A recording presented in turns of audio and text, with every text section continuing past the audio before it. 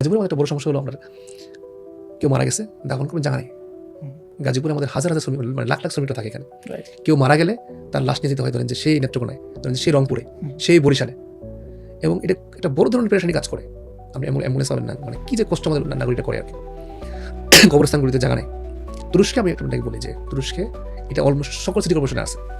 কেউ মারা গেছে, সিটি কর্পোরেশন থেকে তাকে একটা মানে লাশ ভাই অ্যাম্বুলেন্স দেওয়া হয়, আরেকটা গাড়ি দেওয়া হয় তাকে ফ্যামিলির জন্য, এবং আপনি যেখানে নিতে চান তার জন্য সে মানে এটা আপনার কিছু করতে না, আপনাকে ওখানে গিয়ে মানে জানাইলেই হবে। মানে বাংলাদেশ যেটা হয় যে সার্ভিস পাওয়ার জন্য ঘুষ দিতে হয়, ঘুষ অনেক সময় মানে খুশি করতে হয়, পাওয়ার থাকতে হয়, বা দেখা গেছে যে এত বেশি মানে অত আছে যে আপনি মানে সাধারণ মানুষের সার্ভিস পাবেন না, অথচ তার শুধু জানাবেন সিটি কর্পোরেশনকে যে আমাদের মারা গেছে, সব তারা চলে আসবে।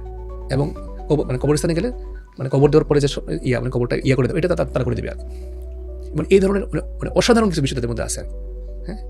এরপরে রাস্তাঘাট আমি যেটা দেখছি যে সকালে ভাঙা দিয়ে গেছি, যেটা রাস্তা ভেঙে গেছে, রাত হয়েছে, রাতে তারা রাস্তাটা করে দিয়েছে, ঠিক করে দিয়েছে।